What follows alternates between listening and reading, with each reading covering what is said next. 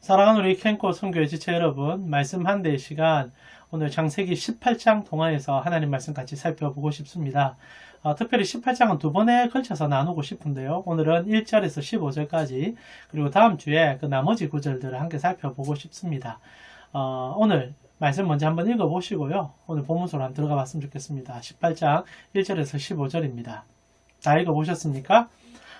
여러분 성경을 읽으실 때 때로는 참 이 사람은 하나님 앞에 참 섭섭했겠다라고 생각되어지는 인물들 혹시 보신 적 없으십니까?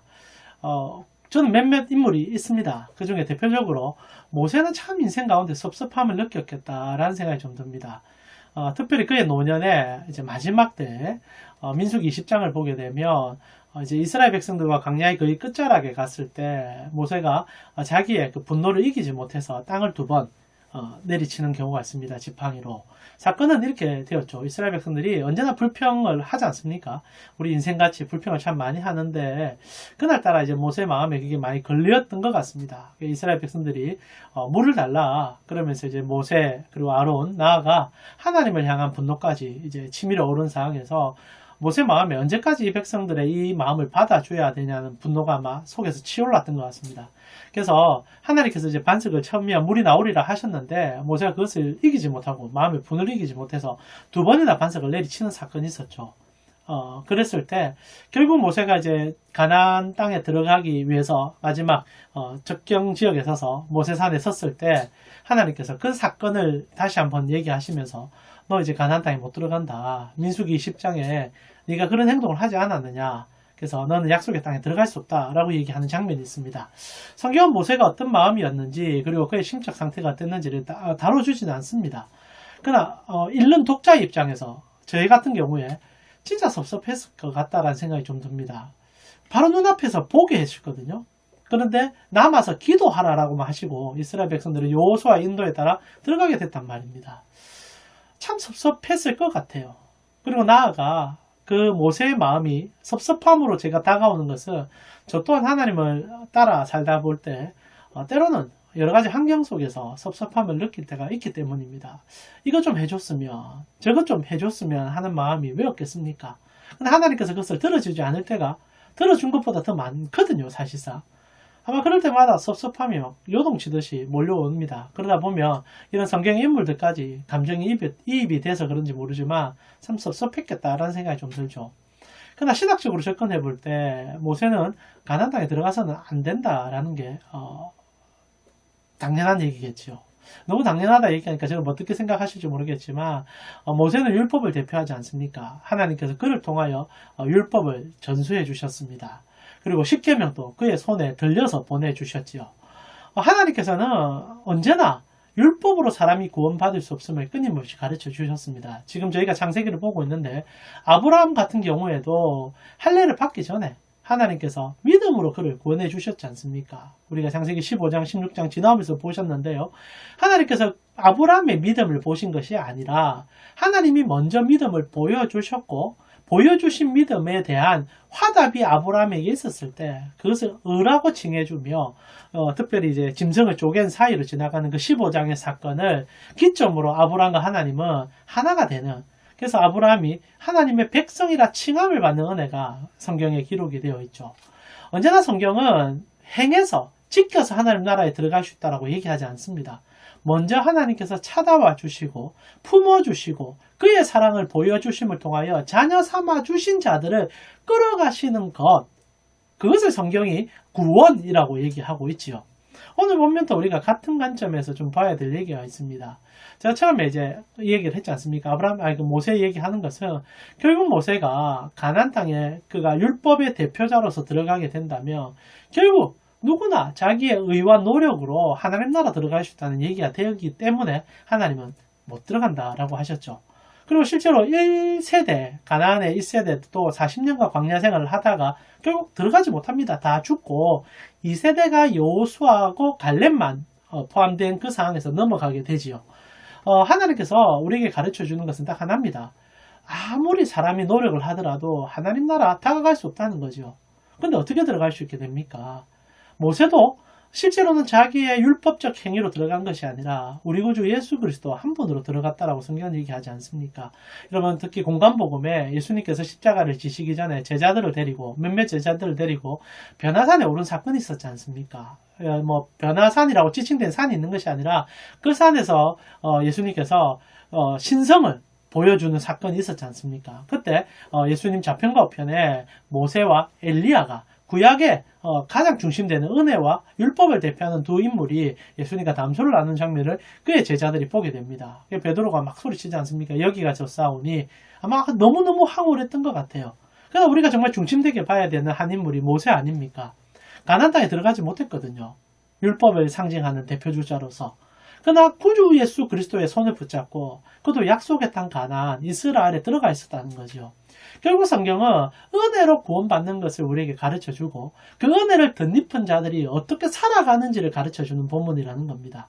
오늘 본문도 이 기본적인 가장 중요한 구원에 대한 가치를 붙잡고 본문 속으로 들어가야 본문 속에 숨겨져 있는 이 아름다운 복음의 꽃이 여러분에게 보여줄 수 있다는 겁니다.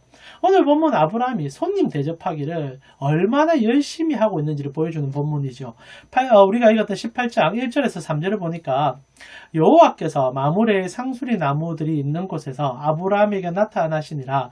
날이 떠구울 때 그 장막 문에 앉아 있다가 눈을 들어 본즉 사람 셋이 맞은편에 서 있는지라. 그가 그들을 보자 곧 장막 문에서 달려나가 영접하여 몸을 땅에 굽혀 이르되 내 주여 내가 주께 은혜를 입어 싸우며 원하건대 종을 떠나 지나가지 마옵소서라고 얘기하고 그 천사를 들여서 극진한 대접을 하는 장면이 오늘 본문에 기록이 되어 있습니다.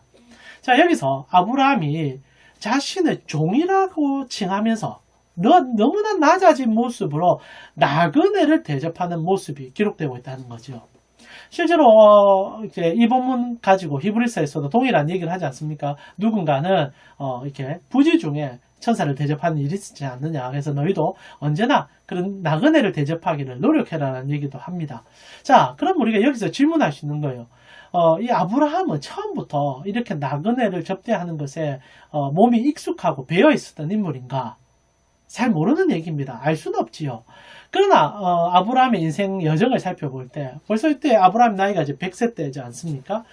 그런 여정을 살펴볼 때 그리고 특별히 86세 때 그가 부름받아서 처음으로 하나님과 약속의 땅 가나안에 들어갔을 때 그에게 일어났던 여러 가지 사건들을 살펴볼 때 그는 이런 일들이 몸에 익숙한 사람은 아니었던 것 같습니다. 여러분 아시다시피 아브라함은 도시 문명 속에서 이 가나안 땅에 들어온 인물입니다. 그것도 나이가 많아서 여러분 지금 이 모습들은 시골적인 냄새가 분명히 나거든요. 고대 근동에 특히 팔레스타인 지방 사람들은 손님 대접하기를 즐겨하는 민족이 맞습니다. 그럼 아브라함도 그런 사람인가라고 질문할 때 여러분 언제나 퀘스천 마크를 찍어봐야 되겠죠. 저는 아니라고 생각합니다. 여러분 아브라함은 원래 고향이 이 가나안 지역이 아니에요. 그는 도시 문명의 가장 화려한 꽃을 피웠다. 이 메소포타미아 지역에서 이주해온 인물입니다. 그것도 나이가 굉장히 많이 들어서. 그랬을 때 그가 대부분 도시인이라고 생각하는 그 장점들과 단점들을 그의 몸에 다 소유하고 있었을 거예요. 여러분 도시 사람들 깍쟁이 아닙니까? 잘난 척은 하고 보여주는 것도 좋아하지만 실제로 남을 대접하기에는 소홀한 자들입니다. 나 먹기도 바쁜데 누구를 챙겨줄 수 있을까라고 생각하는 게 도시 문명의 사람들이잖아요. 실제로 아브라함이 처음 가나안 땅에 도착했을 때 그는 굉장히 이기적인 모습으로 비춰졌었습니다. 아시다시피 이집트에 내려갔을 때 자기 아내 사례를 누이라 속였을 뿐 아니라 파라오가 그 자기 아내를 데려갔을 때도 자기 목숨의 그 유지를 위하여 안면 몰수하고 있었던 인물이 이 아브라함이거든요. 정형적인 도시 남성입니다. 그리고 노년의 나이에 거기에 갔으니 그게 더 이상 바뀔 이유가 있겠습니까? 근데 오늘 본문에는 너무나 자연스럽게 사람들을 섬기고 있단 말입니다. 누군지 모릅니다. 아브라함은 그 사람들이 천사였는지 몰라요. 여호와께서 보내신 사람인지 모릅니다. 이 천사들 가운데 물론 알 수는 없지만 이 땅에 이제 오신 예수 그리스도도 계신다라고 해석하는 그런 해석도 있습니다. 그러나 중요한 것은 이 천사가 누군지도 전혀 알지 못한 상황에서 아브라함은 단순히 지나가는 나그네인데 최선을 다해서 섬겨줬단 말입니다. 자, 여기서 그럼 아브라함은 이런 섬김과 훈련을 통하여서 천사를 영접할 수 있어서 우리도 언제나 이런 섬김의 자세를 몸에 익숙하게 새겨야 된다라고 얘기하는 것이 정답일까? 그런 해석이 들어간다면 저는 이 해석에 이 본문에 정말 깊이 있는 복음의 내용을 정말 3분의 1 아니 10분의 1도 못 맛보고 보는 거라고 생각합니다. 실제로 오늘 여러분이 봐야 되는 것은 딱 하나예요. 어떻게 아브라함이 이렇게 바뀔 수 있는가? 어떻게 아브라함이 이렇게 손님을 지극히 대접할 수 있는가? 이것이 그럼 아브라함의 노력인가? 성경 그것이 아니다라고 가르치는 것을 끄집어 봐야 된다고 얘기하는 거죠. 제가 처음 아브라함의 12장 여정부터 지금 18장 여정까지 얘기를 짤막하게 해드렸지 않습니까? 이집트에 내려갔을 때 아브라함은 자기밖에 몰랐습니다. 철저하게 도시 사람이라 하니 여러분 저도 도시 사람으로서 여러분 도시 사람의 그 냉정함을 느끼는 그런 사람같이 느껴졌어요. 차도남 이런 표현 쓰지 않습니까? 아브라함이 차도남 같다고 생각합니다. 물론 86세 노인이긴 하지만은 그런데 그가 하나님을 만났지 않습니까? 그리고 그의 인생에 작은 변화들이 일어나기 시작했다는 것을 여러분 꼭 캐치하셔야 됩니다. 아브라함이 사람이 바뀌기 시작해요. 물론 군데군데 여전히 죄성이 드러납니다. 이스마엘 사건이 있었을 때도 여러분 잘 아시다시피 그 종과의 관계 속에서 아브라함 철저하게 또 자기 중심적으로 자기 가정 중심적으로 바뀌는 모습도 좀 보이기도 합니다. 그러나 조카 롯과의 관계 속에 있으나 그리고 그가 하나님을 쫓아오면서 일어나는 수많은 사건 속에 일어나는 아브라함의 넉넉한 마음의 여유들이 군데군데 드러나기 시작한다는 거죠. 특별히 여러분과 제가 읽고 있는 이 18장의 본문은 아브라함이 100세가 되었을 때 이렇게 생각하면 됩니다. 이제 하나님과 15년 정도의 교제함이 있었던 순간에 그는 정말 여유가 있을 뿐 아니라 사람을 접대하기에 익숙한 사람이 되어졌다는 거예요. 여러분 100세의 어른입니다. 86세에 하나님을 만났어요. 여러분 나이가 들면 들수록 사람 바뀌기가 쉽지 않습니다. 근데 그 나이에도 하나님 만나니까 변화가 일어나고 있다는 거죠. 그랬을 때 이 변화는 무엇으로부터 시작되는가? 아브라함의 노력이냐? 저는 그렇지 않다고 봅니다.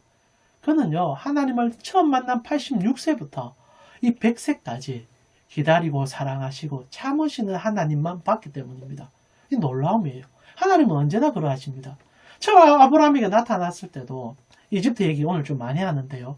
그걸 책망한 적이 없습니다. 물론 죄를 지으면 하나님은 견책하시는 분이고 채찍을 드십니다. 그러나 중요한 것은 하나님께서 드시는 이 매는 사랑하기 때문에 주어지는 매고 맞는 사람도 하나님이 나를 사랑하기 때문에 이런 일을 하시구나라는 것을 깨닫게 해주는 분이 하나님이라는 사실이죠. 하나님께서 아브라함 만난 순간부터 끊임없이 사랑을 부어줬습니다. 여러분 15장에 아브라함이 하나님 앞에 부끄러워 얼굴을 들지 못하는 순간에도 하나님은요 짐승을 쪼개어서 그 사이로 자신이 지나가시면서 얘기합니다. 내가 너와 언약하리라. 내가 너 나의 백성 삼았다. 너는 나의 종이다. 너는 나의 아들이다. 그리고 하나님이 그의 몸으로 그 사랑을 계속 보여주고 있었다는 겁니다. 실수도 거듭하지 않습니까? 아브라함 사라의 얘기를 들어서 그 종 하가를 들여가지고 이스마엘을 출산하게 되는 일까지 경험하지만 하나님은 끝까지 찾아오십니다. 너 그리할지라도 나 너 포기 안 해. 나 너 사랑해. 하나님의 지독한 사랑이 아브라함을 15년 동안 꽉 붙잡은 거예요. 그리고 그 결과가 오늘 본문입니다. 드디어 100세가 되었을 때 사람 잘 안 바뀐다는 그 노년의 나이에도 아브라함은 기둥부터 뿌리까지 다 바뀌었어요. 손님이 딱 다가옵니다. 나그네같이 나갑니다. 모른 척 할 수 있잖아요. 근데 벗은발로 뛰어가는 거예요. 그리고 붙잡습니다. 오셔서 식사하고 가십시오. 지나간 사람 그냥 볼 수 없습니다. 하나님께서 우리에게 하시는 율법에 두 가지가 있지 않습니까? 하나님을 사랑하고 내 이웃을 내 몸같이 사랑하라. 아브라함이 그것이 이제 몸으로 체화돼서 나타났다는 거죠. 그러나 여러분 출애굽 창세기를 우리가 보면서 핵심적으로 봐야 되는 것은 이것이 아브라함의 의도성을 가지고 했던 노력도 있겠지만 더 중요한 것은 그는 그 사랑을 보았고 그리고 맛보았고 그리고 경험했다는 것이 중요한 겁니다. 누구로부터? 하나님으로부터. 제가 시작할 때 모세 얘기했지 않습니까? 모세도 하나님 앞에 그 사랑을 맛봤으니 그가 섭섭할 여력이 없었을 거라고 저는 생각해요. 섭섭하다는 것은 저의 생각입니다. 모세는 하나님께서 들어가지 마라 했을 때 그 뜻을 이해했을 거라고 생각해요. 그리고 그가 그의 순간에 그 약간의 섭섭함이 있었는지 아니면 없었는지는 전혀 모르지만 그가 인생의 끝자락에 그의 구원자 되신 예수 그리스도를 보셨을 거라고 생각합니다. 그리고 그는 그 구원이 자신으로의 노력이 아니라 하나님의 전적인 은혜였던 것을 깨달았을 때 매우 행복하게 그의 삶을 마무리했을 뿐 아니라 영원한 삶으로 옮겨졌을 거라고 저는 확신합니다.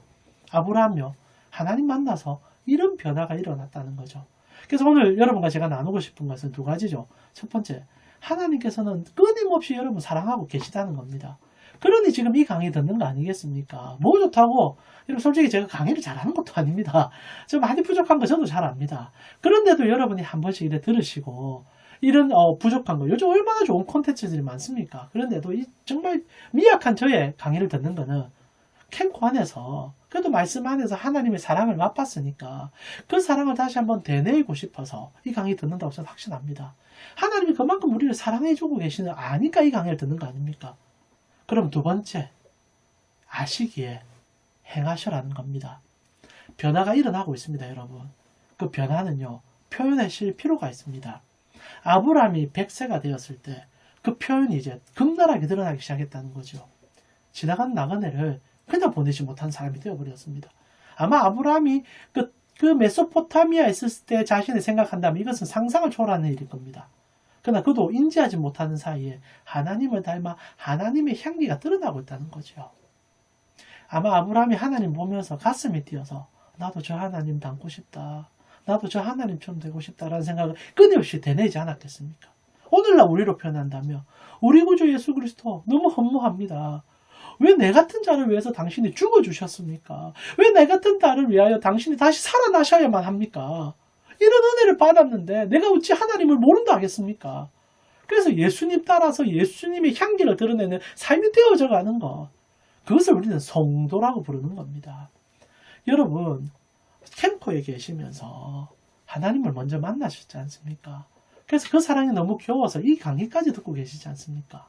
그럼 여러분 마음에 하나님의 성품을 담고자 하는 마음이 꿈틀꿈틀하고 있음을 제가 알고 있습니다. 그렇다면 여러분 그 사랑을요, 보여주는 시간들로 여러분이 살아가셔야만 합니다. 겨울이 길어지고 코로나가 너무 길어지다 보니 모든 사람 마음에 찬바람이 숭숭 들어오지 않습니까? 이럴 때 그리스도인들은요, 이런 세상의 찬바람을 넘어설 수 있는 하나님의 사랑의 따뜻함을 덧입은 자처럼 그 사랑을 보여줘야 되지 않을까요? 모세가요, 신명기에 이런 얘기합니다. 그러니까 이제 가나안 땅에 못 들어가는 것을 알고 이런 얘기를 해요. 하나님은 이런 분이시다. 신명기 10장 17절에서 19절입니다.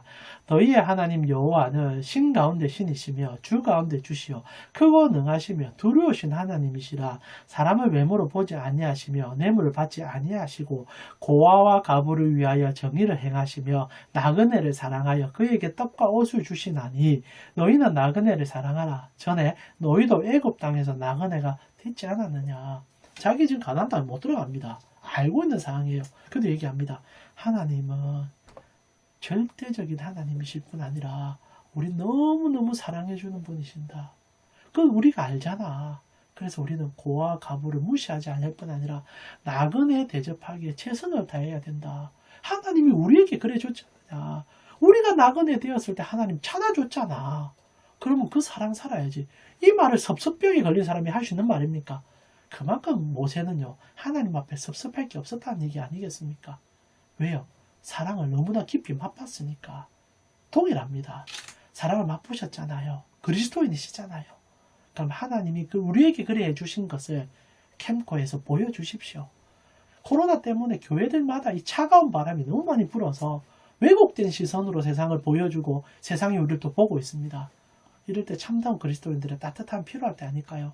하나님의 이름을 덧입혀 주시는 것은 예수 천당 불신지옥 외치는 것도 필요할지 모르겠지만 더 중요한 거, 이 따뜻함, 나그네를 멸시하지 않는 여러분의 옆에 있는 여러분 직원이 뭔가 섭섭한 표정을 짓고 있다면 따뜻한 캔커피 하나 들고 가셔가지고 마음이 춥지, 이거 한 잔 먹고 일하자. 그것만 하셔도 여러분 하나님 사랑 느끼는 거예요. 나그네 대접하는 거 아닙니까?